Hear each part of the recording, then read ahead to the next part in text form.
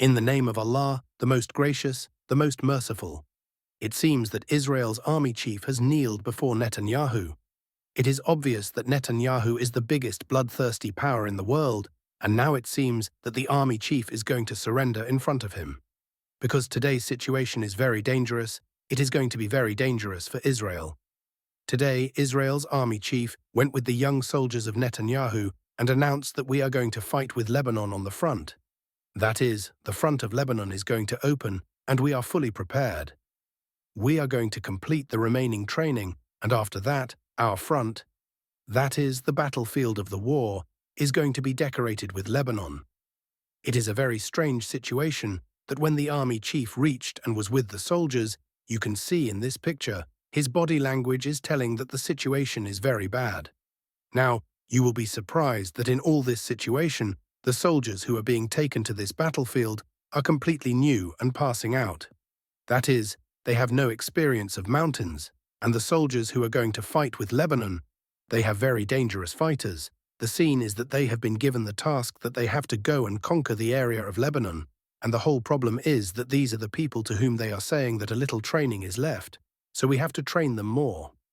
Now, for example, what were they training?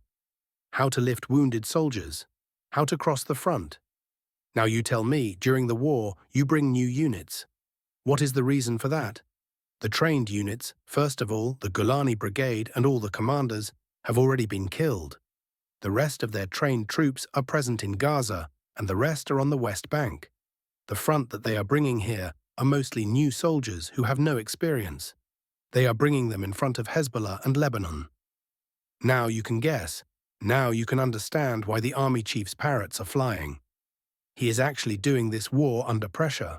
Now it is obvious that those who are facing in Gaza, they think that they are the world's most dangerous fighters who come out of the tunnels at any time, from whom we were able to free the prisoners there. We need trained people. Golani brigades, commandos and many others have already been killed, and most importantly, the strong people of their army. Some are disabled, some have left the world, and the situation is in front of you. Now, the situation is that the gap with Lebanon. You know what he said recently? According to the law passed by Netanyahu, he is asking for 350,000 reserve troops. Now, do you know who the reserve troops are? The reserve troops are not the regular army. You have taken military training, for example, after 18 years. You have taken military training. The women have taken 2 years and the rest 3 years. Now, you have been called, as an example, after 15 years you have taken training. Now let's go to the battle. Now you tell me, in front of the fighters of Lebanon or Hezbollah, you have brought those soldiers who don't have experience, and those soldiers will get beaten up a lot. Now, in this situation, it is obvious they are in trouble. Now, the real problem is not Netanyahu, but the army chief. He knew this. The problem is that when you go to war, you have some goals. Now, what they want is to bomb the Air Force. They are going to bomb Lebanon. They will bomb like this. They will bomb like this. In history, you may have seen they will bomb like this. But the problem is that the world will forget. Now, every day, they are destroying their spy network. They are destroying their early warning system. They are destroying their drones. Everything is being destroyed. Their military bases are being destroyed. Their factories, the Rafale factory, they were going to destroy. This is not a small thing. They were going to destroy their iron domes. They are going to do a lot of things. Now the problem is the army. They are going to destroy that. The army is not an ordinary army. If you think the army you are going to destroy, they are ready to fight. They are ready to die. They are ready to die, and you are training them. For example, if Israel gets attacked, the commandos will rise. They are training them now. The army in the battlefield are not from the mountainous areas. Keep this in mind. The dynamics there are different, fighting with the Lebanese and going there with the common people. You are going there with the tank. There are other fighters fighting with Hamas. There are other fighters fighting with the Lebanese. Now what will they do? They have made a plan. They will attack. After the attack, they will do an airstrike, and then the army will enter and clear the area. Now keep one thing in mind. Yemen has been training their army for the past 1 year. They are in Lebanon. Iran's army and volunteers are also in Lebanon. Hezbollah already has everything. Now they are going to face, and who are they going to face? They are going to face the Israeli army. Now they are going to fight the one they were waiting for and were ready to avoid. Now keep one thing in mind.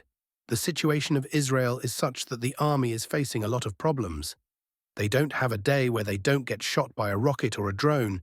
People are crying. They say we don't have an army. We get sirens and sometimes false alarms, so please save us. Now they are going to enter the battlefield. The army chief is worried. Keep this in mind. He has repeatedly told Netanyahu that you are not going to get the desired results, but do you know what is the status of the army chief in Israel? There is a small clerk who has an entire army, so he doesn't have the status to say anything to the PM. The PM can just throw him out, so no one can do anything. Netanyahu is sitting in such a weak government, but he is running the government. Can the army chief tell anyone to throw him out? Can anyone wake him up at night? So, in this situation, there is a civilian rule. Now the problem is that on this battlefield, Lebanon will go to strike. It will be very dangerous. They will do a preemptive strike, which will be a big strike. First, they will attack Lebanon, and then the army. When the army will fight, look at Hamas. They didn't have the weapons, they didn't have the technology, yet they fought the army of Israel. They are still fighting in the tunnels. They have a different situation. They have missiles, they have air capabilities, they have drones. To fight them, fighters have come from all over the world. Lebanon, the whole government is with them. Keep this in mind. Today you can see that the foreign minister of Jordan has said that if Israel, which is operating from the West Bank, is throwing out all the Palestinians, then either you will clean them or you will send them to Jordan. They will send some to Egypt to throw them out. Many will be killed. In this situation, there can be only 3 situations. He has said that if they are sent to our country, then we will declare war against Israel. So, ultimately, you will see that all of them are going to jump into the battlefield. And this war is going to be very big. If someone is in a misunderstanding that this war is going to be like this war is going to be on a large scale. It is going to be a dangerous war, and that wraps up today's edition of Reality News. If you enjoyed the content, give us a thumbs up, hit that subscribe button, and be sure to ring the notification bell so you never miss an update. Share your thoughts in the comments below. We'd love to hear from you. See you all tomorrow.